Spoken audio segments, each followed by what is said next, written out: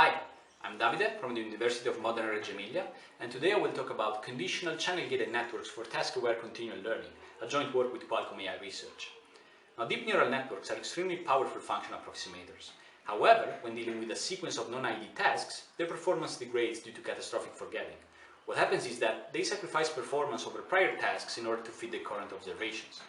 Now, continual learning is a branch of literature that tries to allow models to identify and protect relevant kernels for prior tasks while digesting new concepts. Now, our contribution is the proposal of the use of channel gating, which is a technique from the conditional computation literature, in a continual learning setting. So this is how we use it. Each time a new task is instantiated, we equip each convolutional layer in a neural network with a gating module. And this gating module is responsible for the selection based on the input feature map of the set of kernels to be applied in order to solve the problem. Now, these decisions are binary, like on-off decisions, and we train them with Gamble softmax. We also apply a sparsity objective on the gating vector in order to force the network to select the smallest set of kernels to solve the problem. Now, this is very important because at the end of the task, we can highlight the relevant kernels, the ones that are frequently used for the task, and preserve them in the training of subsequent tasks by zeroing out gradients on them. So we experiment with this strategy under a sequence of 5 binary classification tasks from MNIST, SVHN, and CIFAR-10 datasets, and our model is able to outperform by a slight margin the top performing models in literature.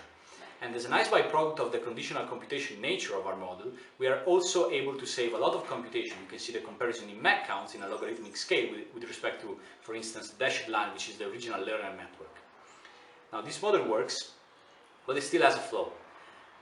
In order to classify a test example, it has to know to which task it belongs to. And this is an information that may not be available in a real-world setting. So in order to solve this problem, we propose an architecture based on a task classifier. So the way it works is that each convolution forwards to the next block a set of feature map. And each feature map is gated according to a different gating module from a different task. At the end of the network, we have a candidate set of feature map, one for each task, and a candidate set of classifiers, one for each task. And there's a module, which is a task classifier, that takes as input the feature maps and decides which task are we solving. So it takes the relevant feature map and forwards that to the relevant classification head. Now, the task classifier itself is based on a neural network, so it will be subject to forgetting. In order to solve this, we introduce example replay. So we experiment with 2 different example replay strategies, namely real examples, which is called episodic memory, and generative memory, which refers to examples from a generative model. And under both strategies, we are able to outperform the top-performing models in literature. And it's also interesting to understand which strategy should you use in a real-world problem. And in order to understand that, we plot the accuracy of our model against the memory consumption, either coming from the buffer of real examples or from the parameters of the generative model. And it turns out that the episodic memory outperforms the generative memory. Now, we expect that as new generative models come available in the next years, this gap will shrink. In our paper, we also analyze the gate's behavior, and we draw 3 important insights. The first one is that the same kernel is reused across different tasks, so they are not independent networks that are solving the problem. The second one is that some kernels are never used by any task, so they are free for, they can be learned by even more tasks in the future.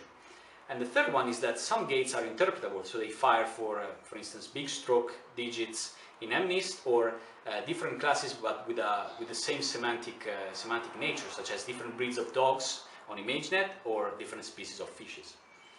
Now, to conclude, we introduced channel gating for highlighting relevant kernels in a continual learning setting, and we also introduced an extension based on a task classifier to deal with problems for which a task oracle is not available at test time. We experiment with 4 continual learning benchmarks, both in the presence and in the absence of a task oracle, and achieve competitive results. As a nice byproduct, we also lower the number of MEC counts used in the forward propagation. Now, as a future work, we'd like to mention the application of channel gating to an unsupervised objective, such as generative models. And we also like to experiment a little bit with the susceptibility of the task classifier to the semantic separation among different tasks. Thank you.